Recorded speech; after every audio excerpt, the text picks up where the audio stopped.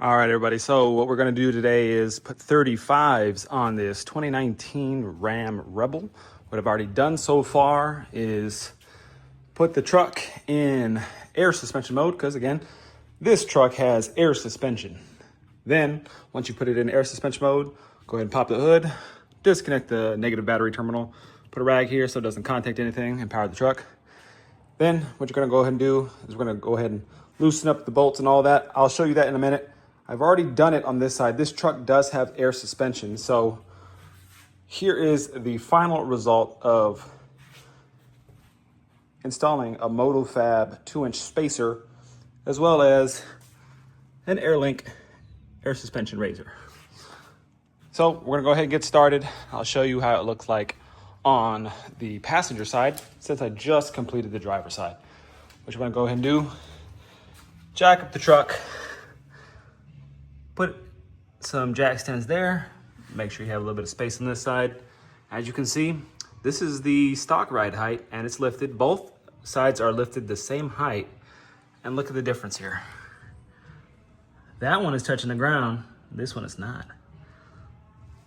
So we're gonna go ahead and get this taken off and I'll show you how it's done. Sits at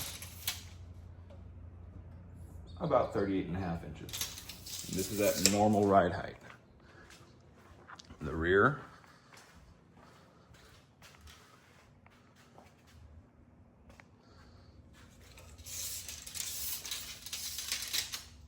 sits at 40.25. So getting the front tire off, we're gonna need to go ahead and get that impact out. We're gonna need a size 22 millimeter.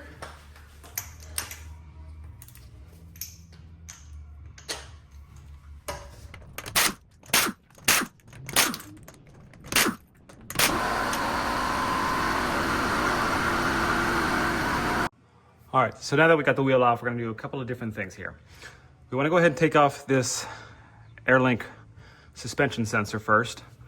Easy enough, just get an open 8 millimeter wrench or whatever size fits, doesn't really matter. As long as you can get it in here and pop this off. Just like that. The bottom one come off just like that. We're not gonna need these stock ones, we're replacing these. Next thing we're gonna do, get some of the easy stuff out of the way. Get the ABS lines out of the way. This one right here. This one, there's a little clip inside of here. You can go ahead and pull that out, pull it towards yourself. And then there's another one in the back here. Push it forward. There we go. We need that out. The next step is going ahead and getting the wheel liner, take it off. What we'll do first is we're gonna start with some of the clips. There's 3 of them. There's one here, another one up top, and another one in the back, right there. So go ahead and get started with the one in the front. Be careful because these things are very prone to breaking. If they do break, then you just gotta buy some new ones.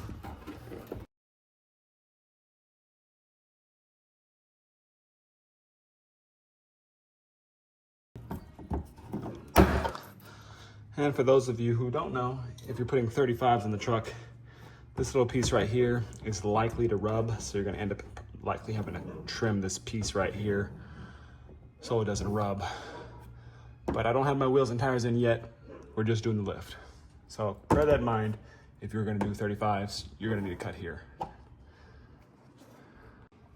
Now, I'm gonna go ahead and just remove all the bolts.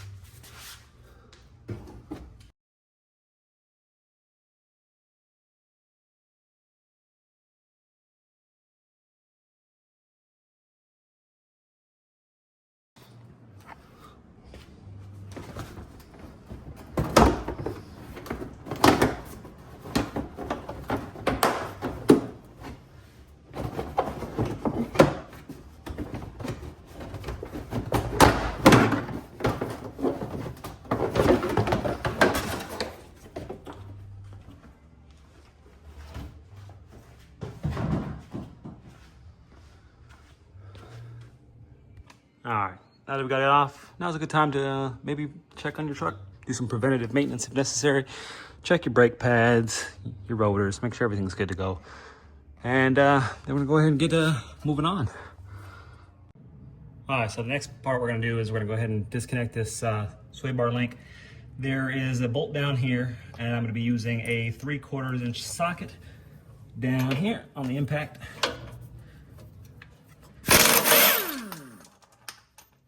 Comes off pretty easily. All right, so now that's loosened. There's this other one on this side. We're gonna go ahead and release this bolt here.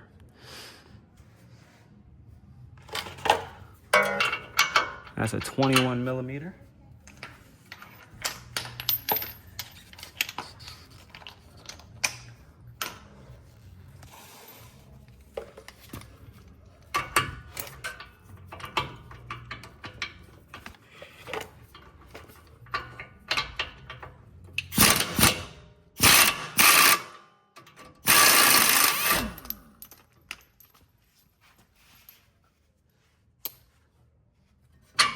That comes off easy enough.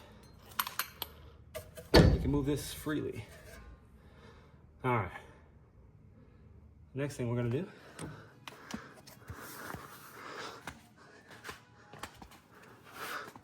we're gonna go ahead and loosen this. This is the hardest part. Not only by loosening it is the hardest part, but like disconnecting this altogether is freaking hard. All right, this one's also a 21 millimeter. So I'm gonna try and loosen it by hand because my impact doesn't fit back there. All right, so once you get this loosened, don't take it all the way off, just loosen it enough so you can get it loose by hand and get towards the bottom, because what we're gonna end up having to do is pry this thing off, and it is a pain to do. There we go. It's finally loose enough. You're gonna want one of these. Ball joint separator. Get it from Harbor Freight for like 10 bucks. And I got a 3-pound hammer here.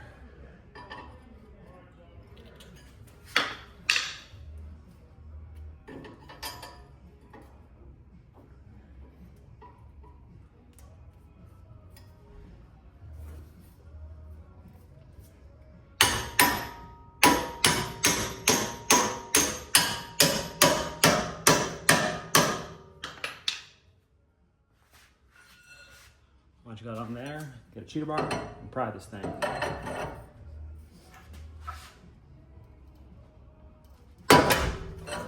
There you go. Once it's loose and separated like that, you can go ahead and take it off the rest of the way.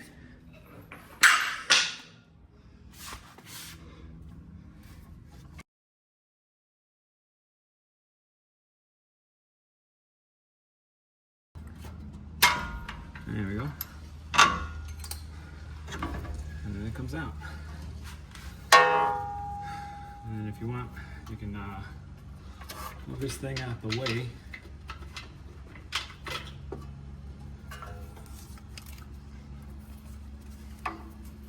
Wrap it up here if you want to, or anywhere else, doesn't really matter. All right, next thing you want to do is go ahead and release the air line on the top. This is a 12 millimeter open wrench, I mean. And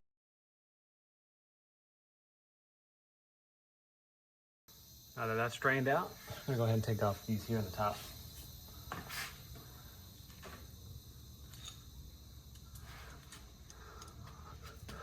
The tops are 17s. We don't want a deep socket. I don't have one, so we're gonna do it a little janky.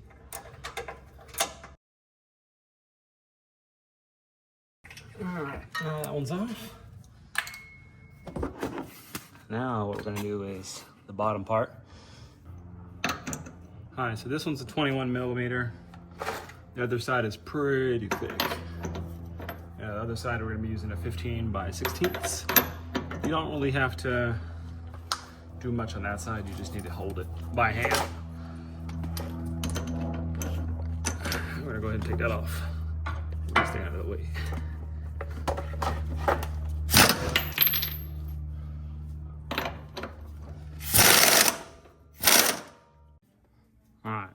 once you've go ahead and pulled that out, go ahead and pull this whole bolt out. There we go. Put that to the side.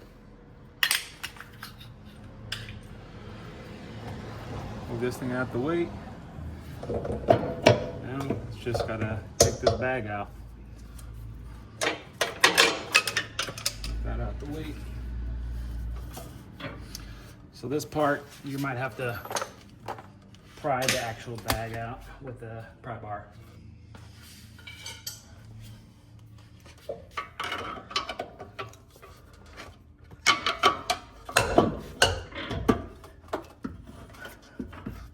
Yeah, careful with the ABS line.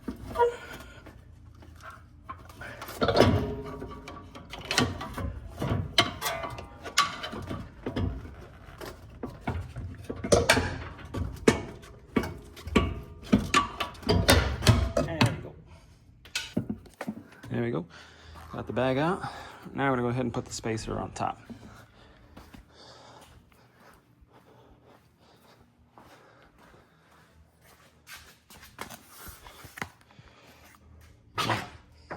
So I already prepped the spacer, and you're gonna go ahead and screw these on first. Put some Loctite if you want. And then this spacer only goes on the bag one way, so you might have to rotate it a couple of times. So, first try. Then you're gonna have to go ahead and bolt these on here. All right, these are 17s again.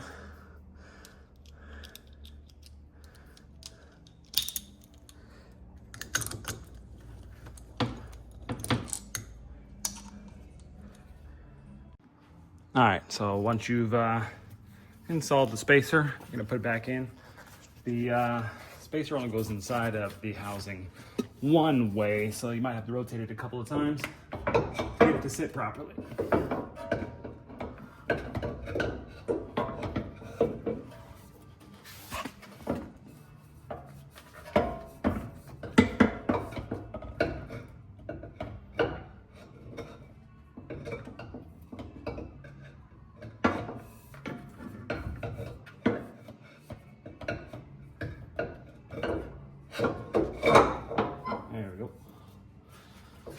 Now that we got it in there, I'm gonna need to pry it back in.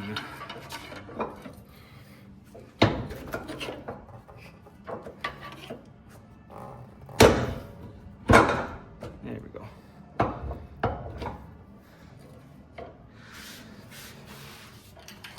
And then we're gonna start with the bottom first, put that back in.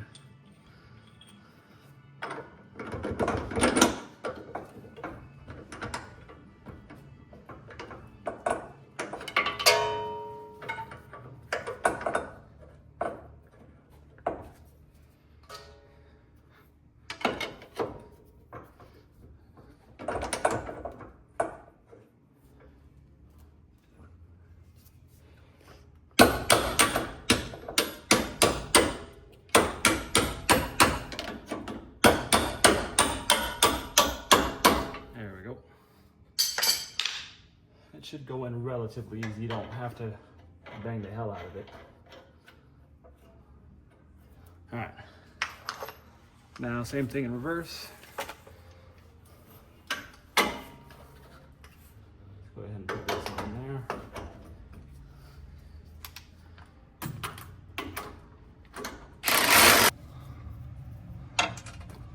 And throw those on by hand.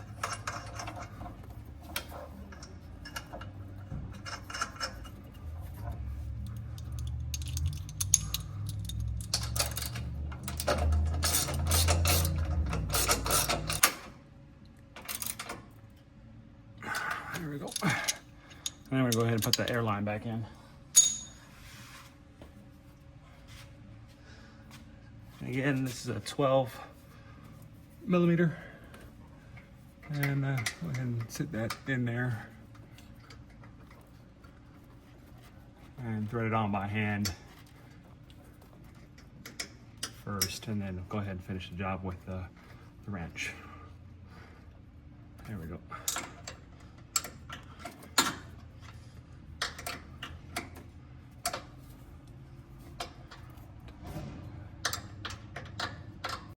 All right, this next part, you're going to get the jack, and I'm going to jack up the bottom part of this lower control arm so that we can put this ball joint back into place.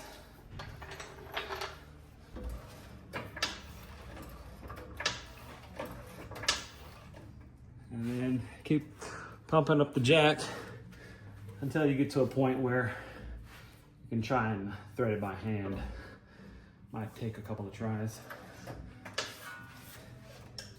All right, once you've jacked to the bottom and you have enough space to thread this on, go ahead and thread it on by hand.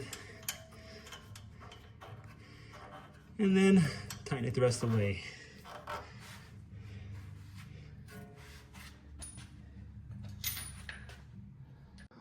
All right, so once you've secured the bolt here and the whole thing is set up, go ahead and put the steering arm back. It's easy enough to just move it over and slip it on in.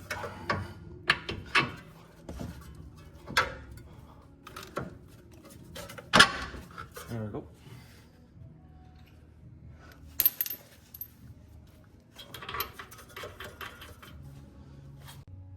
All right, once you got the front back in, we're gonna go ahead and put this tie rod or steering dampener back in there. Might have to jack this side up. All right, we're gonna go ahead and jack that back up.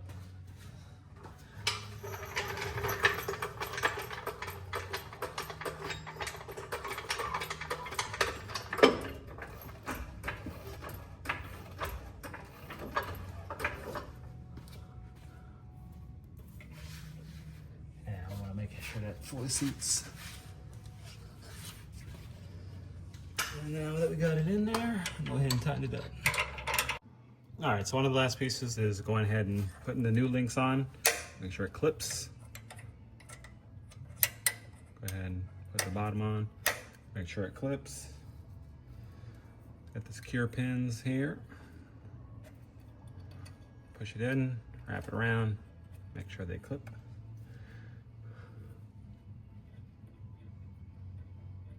And then the bottom one's the more challenging one because you can't really see what you're doing, but. All right, so once you finish both sides, we're gonna go ahead and put the battery terminal back on here.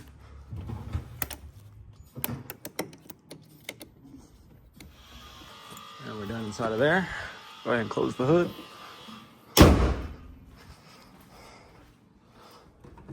And then we're gonna go ahead and see how high she sits in the front.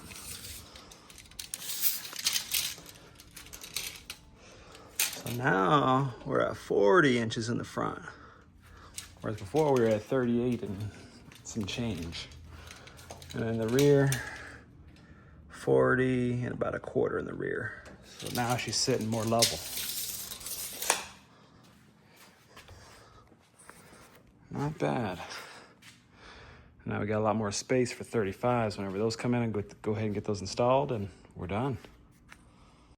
And then putting it in off-road 2 mode. Sits at about 41 inches in the front. And then about 41 and a half in the back.